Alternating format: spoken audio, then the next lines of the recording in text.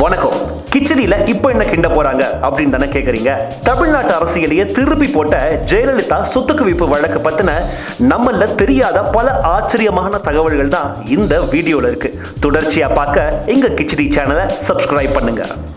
1991-96 காலகட்டத்தில் முதலமைச்சரா பதவி வகிச்ச மறைந்த முதல்வர் ஜெயலலிதா அவங்க அன்றைய காலகட்டத்தில் தன்னுடைய பதவியை துஷ்பிரயோகம் பண்ணி கணக்கில் வராத சொத்துக்களை குவிச்சாங்க அப்படிங்கிறது தான் இந்த வழக்கோட ஆரம்ப புள்ளி. கிட்டத்தட்ட 21 வருஷம் இந்த கேஸ் கோர்ட்ல ஓடிக்கிட்டு இருக்குது. இந்த வழக்கு ஏற்படுத்திய அரசியல் திருப்பங்கள் பல. 1996ல அன்றைய ஜனதா கட்சி தலைவராக இருந்த டாக்டர் சுப்பிரமணியம் சுவாமி ஜெயலலிதா அவங்க வருமானத்துக்கு அதிகமாக 66 கோடியே 65 லட்சம் சொத்து குவிச்சிருக்கிறாங்க அப்படிங்கிற குற்றச்சாட்டை முன்வைக்கிறார். இதனைத் தொடர்ந்து அன்றைய DMK government Jayalalithaa and group மீது வழக்கு பதிவு செய்யறாங்க. இதனைத் தொடர்ந்து ஜெயலலிதா, சசிகலா, இளவரசி, சுதாகரன் இவங்க மீது செக்ஷன் I-20B பிரிவின் படி குற்றப்பத்திரிகை தாக்கல் செய்யறாங்க. இந்த வழக்கோட விசாரணை அதிகாரியா நல்லம்மா நாயுடு அப்படிங்கிறவர் நியமிக்கப்படுறார். இதனை தொடர்ந்த சோதனைகள் தமிழகத்தையே ஆச்சரியப்படுத்துச்சு. சோதனைகள்ல அளவுக்கு அதிகமான வாகனங்கள், சேலைகள், செருப்புகள், சூட்கேஸ்கள், தங்கம், வைரம், வெள்ளின்னு பல பொருட்கள் பறிமுதல் செய்யப்படுது. வருமானத்தை விட 66 கோடியே 64 லட்சத்தி 42,318 மதிப்புள்ள சொத்துக்களை இவங்க எல்லாருமே குவிச்சு வச்சிருக்காங்க அப்படின்னு இவங்க எல்லார் மீதும் குற்றப்பத்திரிகை தாக்கல் செய்யப்படுது.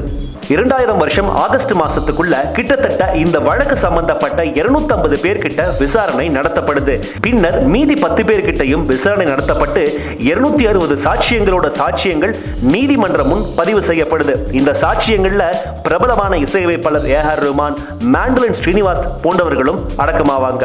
2001 வருஷம் அந்த சட்டசபை தேர்தலில் ஜெயலலிதா அவங்க அமோக வெற்றி பெறுறாங்க. இந்த நிலையில தான் டிஎம்கேவை சேர்ந்த அன்பழகன் இந்த வழக்கை வேறு மாநிலத்துக்கு மாற்ற வேண்டும், ஏன்னா ஜெயலலிதா சிஎம்மா இருக்கிற தமிழ்நாட்டில் இந்த வழக்கை விசாரிச்சா அது எவ்வளவு நேர்மையா இருக்கும்னு தெரியாதுன்னு சுப்ரீம் கோர்ட்ல தன்னுடைய கோரிக்கையை முன்வைக்கிறாங்க. 2003 அன்பழகனோட இந்த கோரிக்கையை ஏத்துக்கிட்ட அன்றைய supreme court division bench Jayalalithaa மீதான சொத்து குவிப்பு வழக்க கர்நாடக மாநிலத்துக்கு மாற்ற உத்தரவிடுறாங்க. இதுக்காக தனி கோர்ட் அமைக்கப்பட்டு கர்நாடக அரசு சிறப்பு வக்கீலாக ஆச்சாரியா அப்படிங்கிறவர் நியமனம் செய்யறாங்க.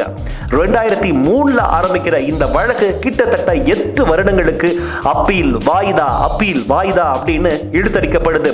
இதற்கிடையில வழக்கை நடத்த விடாம வெளியில் இருந்து சில சக்திகள் என்னை நிர்பந்தப்படுத்துறாங்கன்னு 2012 வருஷம் அக்டோபர் மாசம் கர்நாடக அரசு வழக்கறிஞர் ஆச்சாரியா தன்னுடைய பதவியை ராஜினாமா செய்யறாரு. இதுதான் இந்த வழக்குல ஒரு மிக முக்கியமான திருப்பமா அமைஞ்சது. இதுக்கப்புறம் ஆச்சாரியாவை தொடர்ந்து அரசு வழக்கறிஞராக பவானி சிங் அப்படிங்கிறவர் நியமிக்கப்படுறாரு. 2013 வருஷம் அரசு தரப்பு வக்கீல் பவானி சிங் குற்றம் சாட்டப்பட்ட ஜெயலலிதா மற்றும் அவர்களுடைய குரூப்புக்கு ஆதரவா செயல்படுறதாக டிஎம்கே மனு தாக்கல் செய்யுது. இதனைத் தொடர்ந்து 26/8/2013 வருஷம் பவானி சிங்க பதவி நீக்கம் செய்து இதற்கு எதிர் மனு தாக்கல் செய்த பவானி சிங் பக்கமே தீர்ப்பு வந்துச்சு. அவர் தொடர்ந்து ஆஜராகி வாதாட சுப்ரீம் கோர்ட் அவருக்கு அனுமதி கொடுத்துட்டாங்க.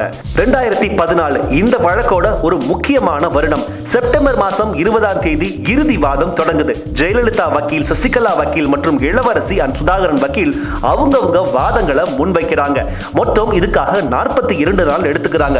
இதுல சசிகலா வக்கீல் சசிகலாவிற்கும் ஜெயலலிதாவிற்கும் எந்த தொடர்பும் இல்லை, இந்த சொத்து குவிப்பு வழக்கிற்கும் சசிகலாவிற்கும் எந்த தொடர்பும் இல்லை, அவரை இந்த வழக்கில் இருந்து விடுதலை செய்ய வேண்டும் என்று சுயநலமா நடந்துக்கிறாங்க.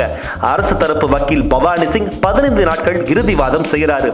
வாதங்கள் முழுவதுமாக கேட்ட நீதிபதி குன்ஹா ஜெயலலிதாவிற்கு 4 ஆண்டு சிறை தண்டனையும் 100 கோடி அபராதமும், மற்ற 3 பேருக்கும் 4 ஆண்டு சிறை தண்டனையும் 10 கோடி அபராதமும் விதிக்கிறாரு.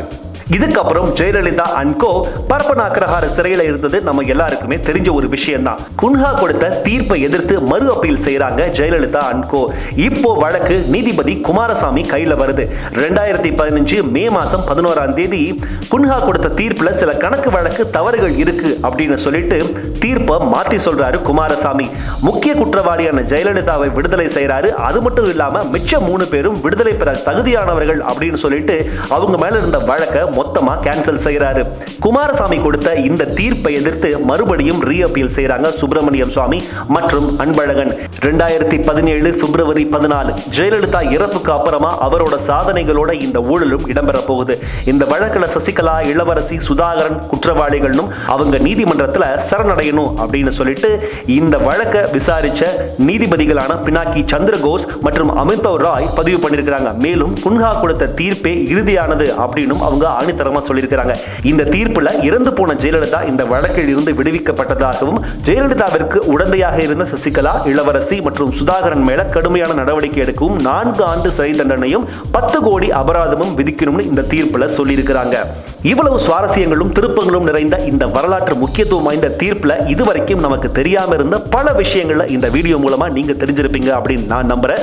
இந்த வீடியோ பிடிச்சிருந்தா மறக்காம லைக் பண்ணுங்க, கமெண்ட் பண்ணுங்க, ஷேர் பண்ணுங்க. எங்க கிச்சடி சேனலை சப்ஸ்கிரைப் பண்ணுங்க.